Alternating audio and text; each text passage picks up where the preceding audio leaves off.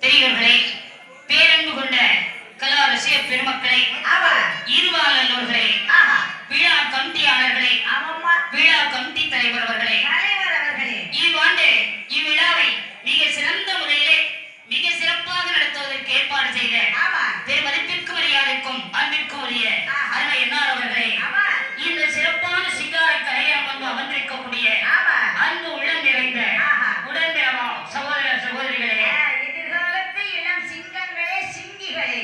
அது என்ன சிங்கம் சிங்கி? சிங்கின்னா தெரியாது அம்மா. சொன்னா தானே தெரியும். 2 வருஷமா சொல்லியிருக்கேன், உங்களுக்கு தெரியாமலா இருக்கும்.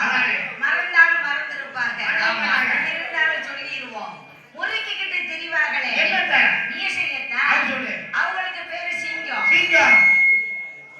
சிங்கின்னா யார் தெரியுமா? யாருக்கா? நம்ம அருமையான தாய் குழந்தை.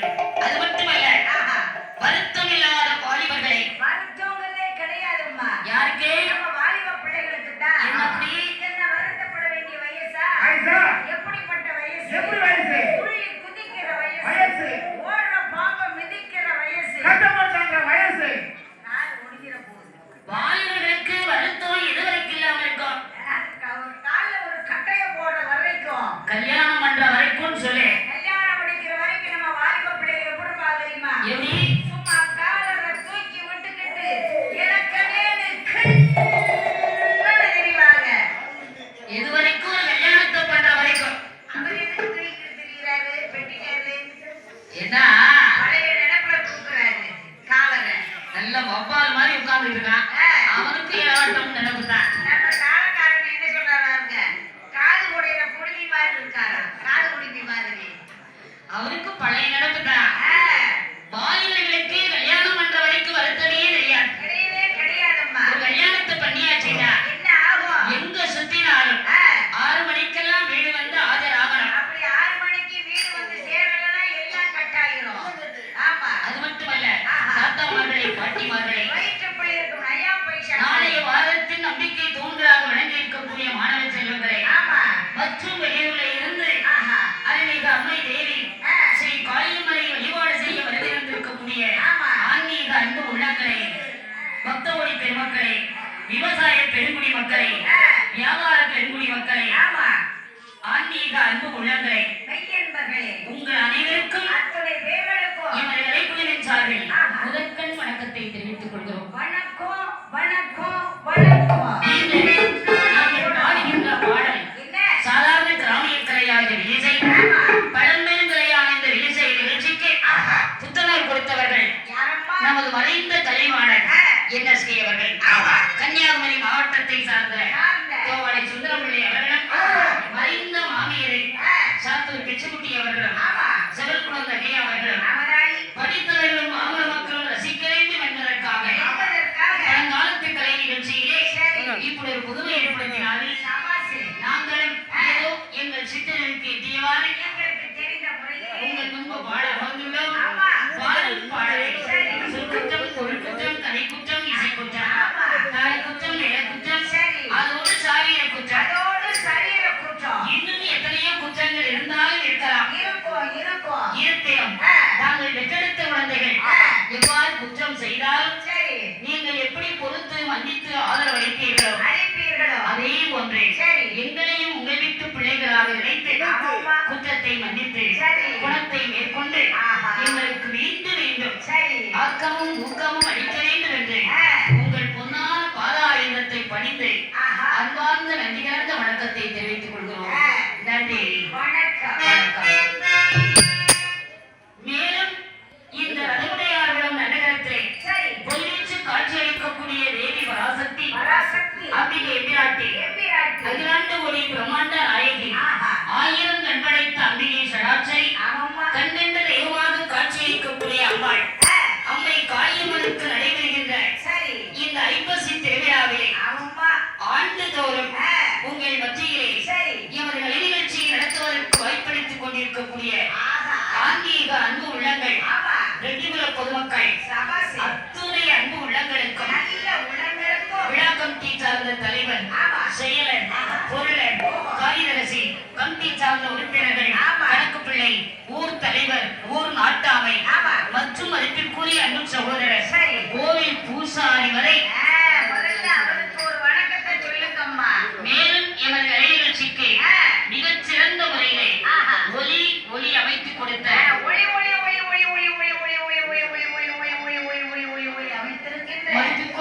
சகோதரர் கருவந்தா நகரத்தை சார்ந்த அன்பு நெஞ்சம் அண்ணா அவர்களுக்கும் எமது கலைக்குழுவின் சார்பிலே நன்றி கலந்த வணக்கத்தை உருத்தாக்கிக் கொண்டு நிகழ்ச்சியை தொடர்கின்றோம்.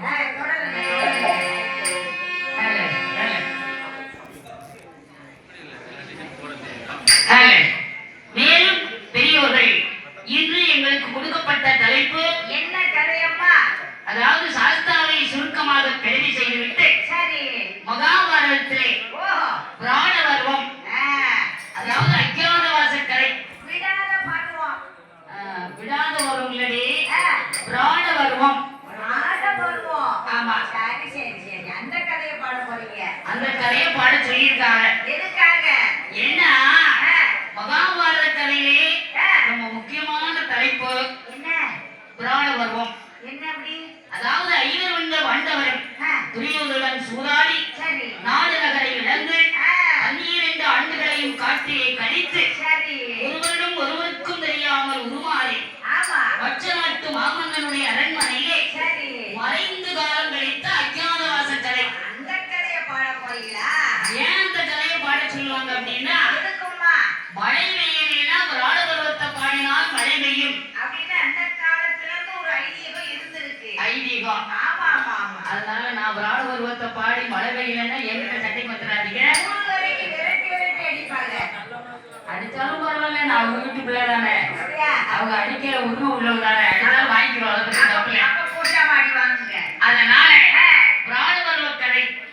ஏன் அந்த கதையை பாடணும்னா, பாண்டவர்கள் இருக்கக்கூடிய நாடு மாதம் 3 மழை பொழியும், வருடம் 30 விளையும், தர்மம் தழைத்தோங்கும், ஆறுகள் குளங்கள் ஏரிகள் நிரம்ப தத்தளித்து ஓடும், தெருக்கள் தோறும் அன்னக்குடிகள் அசைந்து ஆடும்.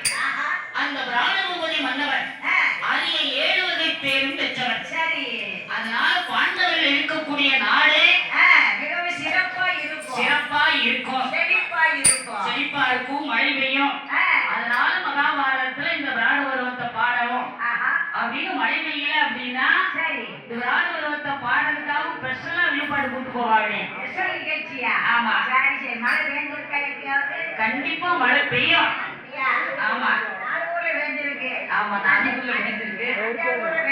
அதனால இந்த ஊர்லயும் கண்டிப்பா பெய்யும்.